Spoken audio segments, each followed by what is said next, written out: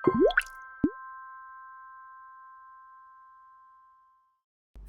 mempersiapkan public speaking dibawakan oleh Putri Limilia, SIKOM, MSI, diproduksi oleh tim Disa-Bisa di bawah naungan Fakultas Ilmu Komunikasi UNPAD.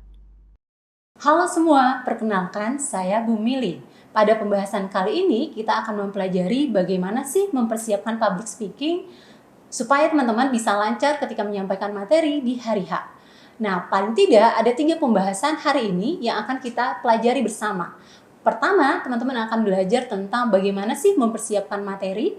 Yang kedua, teman-teman juga akan belajar tentang bagaimana mengidentifikasi khalayak dari atau penonton dari public speaking teman-teman. Yang terakhir, kita juga akan belajar mengenai bagaimana sih pentingnya latihan sebelum hari H. Penasaran? Yuk kita simak videonya. Analisis halayak. Perlu diketahui bahwa audiens adalah komponen yang paling penting ketika kita melakukan public speaking. Saat melakukan public speaking, tidak semua audiens merupakan sekumpulan orang yang mendengarkan secara pasif. Faktanya, dalam public speaking terjadi komunikasi dua arah. Agar komunikasi dapat berjalan dengan efektif, kita perlu mengidentifikasi kepada siapa kita menyampaikan pesan, sehingga akan lebih mudah untuk menyusun strategi dan mengeksekusi agar pesan kita dapat diterima dengan baik. Salah satu cara untuk mengidentifikasi halayak adalah melakukan pendekatan analisis halayak. Di antaranya, pertama, observasi secara langsung. Analisis halayak dengan pendekatan observasi secara langsung dapat kita temukan melalui penginderaan sebagaimana manusia memiliki indera pendengaran, penglihatan, peraba, perasa, dan penciuman yang bisa dimaksimalkan oleh teman-teman. Akan lebih bagus lagi jika kita lebih memahami audiens secara personal, seperti mengobrol agar kita mendapatkan informasi lebih spesifik dan mendalam.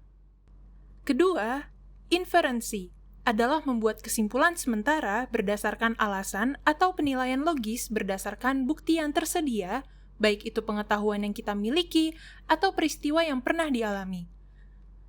Ketika kita berpikir, kita membuat koneksi, perbedaan, dan prediksi, kita menggunakan apa yang diketahui atau akrab bagi kita untuk mencapai kesimpulan tentang sesuatu yang tidak diketahui atau tidak dikenal agar menjadi masuk akal.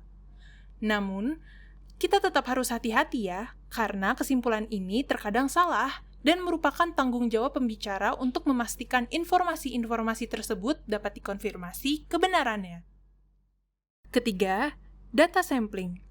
Model ini juga dikenal sebagai analisis kuantitatif atau pengumpulan data kuantitatif, di mana dalam model ini kita perlu melakukan pengambilan sampel data menggunakan bukti statistik untuk mengukur dan memperjelas karakteristik audiens. Model ini menghasilkan data berupa kumpulan variabel yang diberi nilai numerik yang dapat diklasifikasikan secara sistematis. Terakhir, atau yang keempat, adalah kuesioner dasar, merupakan serangkaian pertanyaan lanjutan untuk menghasilkan data demografis dan sikap dari audiens kita. Pendekatan ini membantu kita dalam mengenal lebih dalam mengenai karakteristik audiens. Lebih dari itu, pendekatan ini dapat memberikan informasi terkait pandangan audiens terhadap isu tertentu. Menurut Clevenger pada tahun 1966, terdapat 4 hasil analisis halayak diantaranya. Pertama, analisis situasi. Hasil analisis situasi mengkategorikan alasan audiens kita berkumpul atau menjadi suatu kelompok. Dengan mengetahui dasar utama audiens kita terbentuk, hal ini dapat membantu kita dalam memberikan nilai kepuasan yang lebih tinggi, layaknya memberikan pesan yang dibutuhkan. Kedua, analisis demografis. Kategori kedua dari hasil analisis audiens adalah demografi atau klasifikasi karakteristik orang. Hasil analisis ini dapat membantu kita dalam menyesuaikan gaya pesan yang diinginkan audiens. Dengan ini, kita dapat lebih memikat audiens dalam mendengarkan pesan yang kita sampaikan. Ketiga, analisis psikologis. Dalam analisis psikologis diketahui bahwa halayak atau pendengar akan memiliki sikap, keyakinan, dan nilai terhadap ide-ide yang tentunya akan teman-teman sampaikan pada public speaking. Akibatnya, selalu penting untuk mengetahui di mana posisi audiens kita sebagai manusia pada masalah yang dibawa pada topik public speaking. Keempat, analisis multikultural. Analisis ini penting loh untuk memberikan perhatian khusus pada apa yang kita sampaikan, terutama kepada audiens multikultural. Hal yang mungkin terjadi adalah bahwa setiap audiens yang kita temui memiliki standar budaya masing-masing, sehingga kita perlu memperhatikan bahasa, nilai, dan gaya komunikasi agar mencegah terjadinya kegagalan berkomunikasi. Persiapan materi public speaking. Persiapan materi public speaking membantu kita untuk membagi komponen-komponen yang hendak disampaikan kepada khalayak. Sebuah materi yang bagus tidak hanya memperhatikan apa isi atau topiknya saja, tetapi kita juga harus paham urutan kalimat, porsi waktu yang pas, sehingga tidak adanya ketimpangan maupun mubazir waktu. Dan yang terpenting adalah kita harus menekankan poin-poin penting pada setiap pembicaraan. Berikut adalah penjelasan lebih lanjut mengenai bagaimana persiapan public speaking. Pertama, finding time to prepare your speech, atau menyempatkan waktu untuk berlatih. Saat kita ingin melaksanakan public speaking dengan metode atau materi yang sebelumnya belum pernah kita laksanakan, kita perlu menetapkan waktu berlatih selama 1 jam dari setiap menit yang akan kita habiskan untuk berbicara kelak. Dengan kata lain, jika presentasi kita berlangsung selama 5 menit, kita harus menyisihkan setidaknya 5 jam untuk melakukan penelitian materi, pengembangan materi, hingga melakukan latihan. 5 jam mungkin tampak seperti banyak waktu pada awalnya, tetapi pada akhirnya, upaya tersebut akan terbayar dengan penampilan kita yang terlihat mudah dan spontan bagi penonton. Kedua, Smart Speech Preparation atau persiapan SMART. Setelah mempelajari tentang audiens kita, langkah selanjutnya adalah mempersiapkan presentasi yang luar biasa. Formula persiapan pidato yang banyak digunakan public speaker terkemuka ialah SMART, di mana formulasi ini memungkinkan setiap pembicara untuk mengatasi hambatan dalam menyusun narasi maupun menyajikan presentasi yang hebat. Komponen SMART sendiri terbagi menjadi: pertama, select your material atau pemilihan topik materi. Pemilihan topik materi perlu dipertimbangkan. Sebagai pembicara, kita wajib memiliki pengetahuan dan pengalaman yang mendalam akan apa yang dibahas saat public speaking. Jangan sampai khalayak kita meninggalkan kesan bahwa mereka tahu lebih banyak tentang topik tersebut yang membuat khalayak tidak tertarik dan mengurangi kredibilitas kita sebagai pembicara. Ada cara-caranya nih untuk menghindari kejadian tersebut. Pertama, mulai dari apa yang kita ketahui. Kedua, buat poin-poin utama yang perlu khalayak dengar. Ketiga, buat khalayak tergugah akan informasi yang dibicarakan. Keempat, berikan data-data kredibel, fakta menarik, contoh, visual yang mendukung pembicaraan menjadi mudah dimengerti, terpercaya, dan up-to-date. Kedua, map out an outline, atau menyusun rangkaian ide pokok. Dengan melakukan hal ini, kita dapat menyusun ide-ide pokok, berfokus pada poin utama, dan mengurutkan unsur pidato dengan logis. Salah satu contoh menyusun outline adalah melalui 5 bagian. Pertama adalah menarik perhatian. Salah satu caranya adalah dengan memberikan fakta, pertanyaan, cerita, suatu gerakan, suasana diam, dan kutipan. Kedua, poin pengantar. Bagian ini mencatat kunci pesan atau materi yang akan disampaikan. Ketiga, isi materi. Bagian ini biasanya berisikan 70 hingga 80% dari public speaking. Bagian ini mencatat poin utama isi materi dan struktur yang dapat digunakan seperti lini masa, poin materi, dan juga permasalahan serta solusi. Keempat, kesimpulan. Berisikan 5 hingga 10% dari materi public speaking kita. Kelima, ajakan bertindak. Bagian ini merupakan penutup yang memberikan kesan yang membekas dan renungan yang dibawa khalayak seusai materi selesai diberikan. Ketiga, add humor and personality, atau menyisipkan humor dan karakter. Setelah membuat outline public speaking, penyampaian informasi atau materi perlu dibuat natural, bisa dengan memberikan opini, humor, dan sentuhan unik dari kita sebagai pembicara. Bahwa dalam menguasai seni berbicara di depan umum adalah untuk menghibur dan memberikan konten yang berisi kepada pendengar.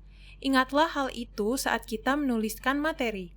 tertulis seolah-olah kita harus berbicara hanya dengan satu orang di antara hadirin, bukan masa tanpa wajah. Pendengar harus merasa bahwa kita sedang berbicara dengan mereka, bukan pada mereka. Keempat, revise your speech atau melakukan revisi. Setelah menyelesaikan draft pidato, kita perlu melakukan revisi seputar menyusun kalimat yang lebih pendek, menempatkan kata kerja utama lebih awal untuk kalimat yang lebih panjang, penggunaan kata sifat dan kata keterangan yang mudah diingat untuk membuat pidato yang lebih kuat, menambahkan jeda yang ditempatkan secara strategis, dan terakhir, jika memungkinkan memasukkan cerita ke dalam pidato kita, sertakan pertanyaan, frasa, dan cerita yang memungkinkan kita berinteraksi dengan audiens dan membangun hubungan emosional dengan mereka. Kelima, tie loose ends together atau menyambung kesimpulan. Pastikan bahwa akhir public speaking, seluruh poin-poin materi terikat bersama menjadi satu kesimpulan yang logis dan bermakna. Kita dapat memulai dan mengakhiri dengan pernyataan yang kuat bahwa pendahuluan materi harus konsisten dengan kesimpulan. Kita juga boleh menampilkan bantuan visual yang koheren sehingga mendukung gagasan utama. Latihan public speaking. Berbicara di depan umum, sama seperti keterampilan lainnya, membutuhkan latihan terus-menerus untuk ditingkatkan. Semakin banyak kita berbicara di depan umum, semakin kita terbiasa melatih pikiran dan tubuh untuk mengenali berbicara sebagai situasi yang akrab dan aman. Kita juga menjadi lebih percaya diri saat disorot oleh banyak orang. Berikut adalah macam-macam latihan public speaking.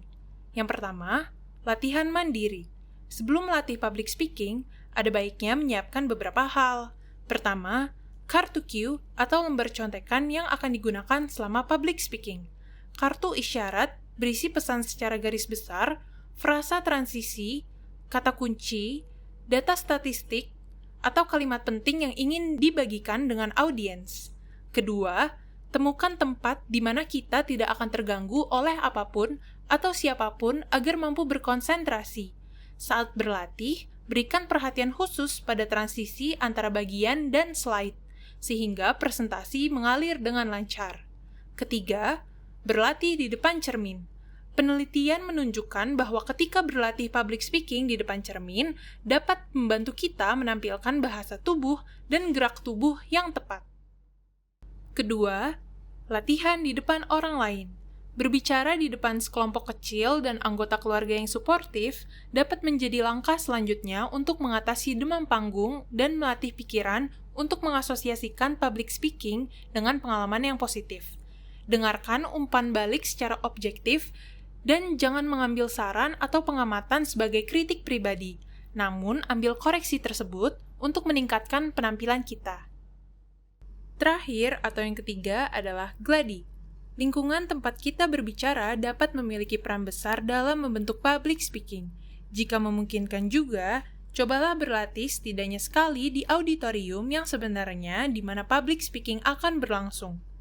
Berjalan di atas panggung, menentukan letak kita berdiri, menguji komponen audio dan visual yang diperlukan, hingga melaksanakan public speaking sampai beberapa kali.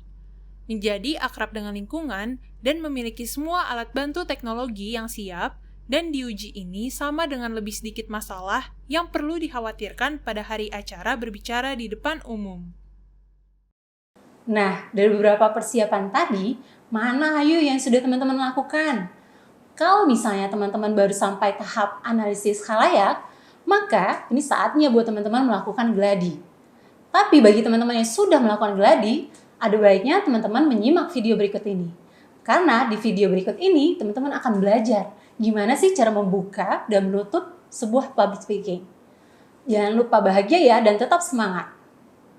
Sebelum hal lainnya, persiapan adalah kunci kesuksesan oleh Alexander Graham Bell.